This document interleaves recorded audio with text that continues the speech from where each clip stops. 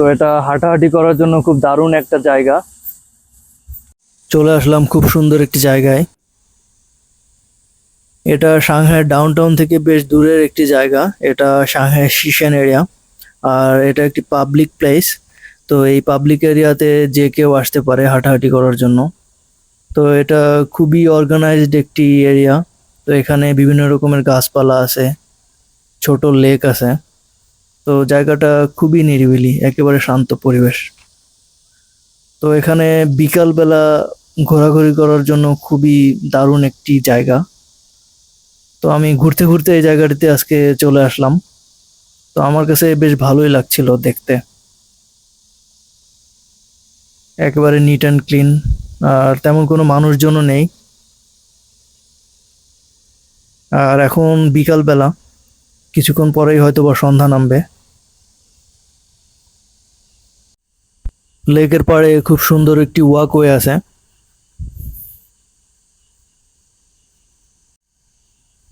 এই ওয়াকওয়ে দিয়ে হাঁটতে বেশ ভালোই লাগে। ডান পাশে গ্রিন, বাম পাশে লেকের পানি। আর এখন পড়ন্ত বিকেল, তো সব মিলিয়ে খুব সুন্দর একটি পরিবেশ এখন। বিকালবেলা খুব সুন্দর একটি জায়গায় আসলাম। এটা একেবারেই নিরিবিলি, একদম গ্রিন চারপাশ, কোনো মানুষজন নাই, একদম শান্ত পরিবেশ। তো এটা হাঁটাহাঁটি করার জন্য খুব দারুণ একটা জায়গা। আর এই ঘাসগুলা দেখতে বেশ দারুণ লাগছে। তো মনে হচ্ছে ঘাসের উপর গিয়ে বসে থাকে। লেকের পানিতেও দেখতে পাচ্ছি বিভিন্ন রকমের জলজ উদ্ভিদ। এরকম সবুজ দেখলে আসলে এটা চোখের অনেক শান্তি। চারপাশটা একেবারে সবুজ আর সবুজ, কিন্তু আমি কোনো মানুষ দেখতে পাচ্ছি না। আমার বাসার কাছে এত সুন্দর একটি জায়গা আছে, এটা আমি আসলে জানতামই না। তো আজকে এইদিকে ঘুরতে ঘুরতে আমি বাইক চালাচ্ছিলাম। তো বাইক চালাতে চালাতে এই জায়গাটি আমি আসলে দেখলাম। তো তারপর এখানে আসলাম আর কি। মনে হচ্ছে যদি বৃষ্টি হতো তাহলে এই পরিবেশটা আসলে পূর্ণতা পেত। হাঁটতে হাঁটতে আরেকটি কর্নারে চলে আসলাম। তো বাম দিকে দেখতে পাচ্ছি লেকের পানিতে পদ্ম পদ্ম ফুলের গাছ। তো যদিও এখনো পদ্ম ফুল ফোটেনি। আর এই ওয়াকওয়ে দিয়ে আসলে হাঁটতে সত্যি দারুণ লাগছে, কারণ এই সরু রাস্তা, দুই পাশে একেবারে সবুজ, একটা অন্যরকম পরিবেশ। এখানে একটা বেঞ্চ দেখতে পাচ্ছি। তো যারা হাঁটতে হাঁটতে ক্লান্ত হয়ে যাবে, তো তারা এখানে রেস্ট নিতে পারবে কিছুক্ষণের জন্য।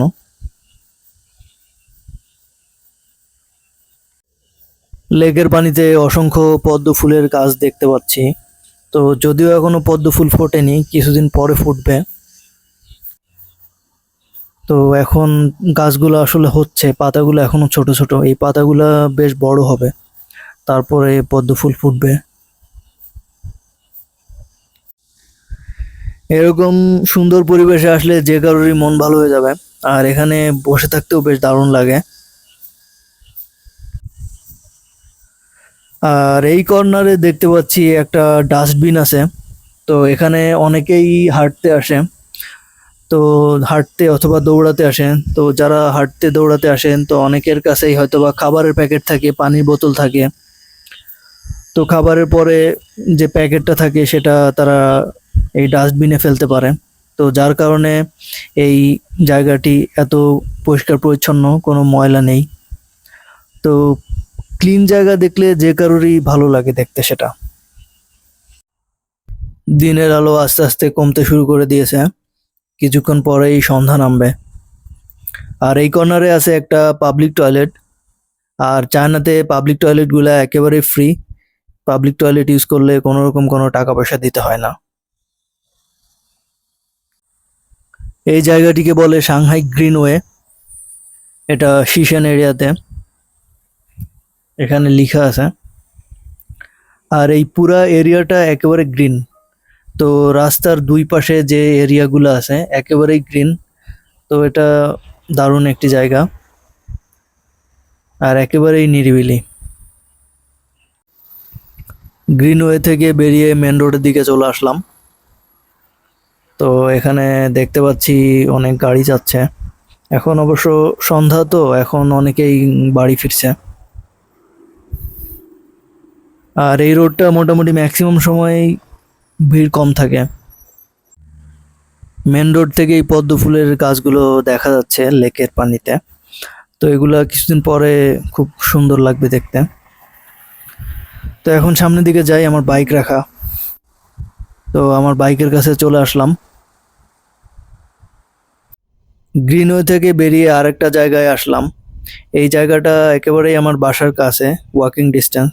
তো এখানে প্রায়ই আসা হয়, বিশেষ করে সন্ধ্যার দিকে।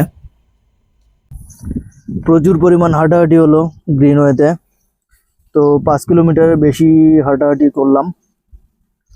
তো এখন ভাবলাম যে যথেষ্ট হাঁটাহাঁটি করা হয়েছে, এখন বাসার দিকে যাওয়া যাক।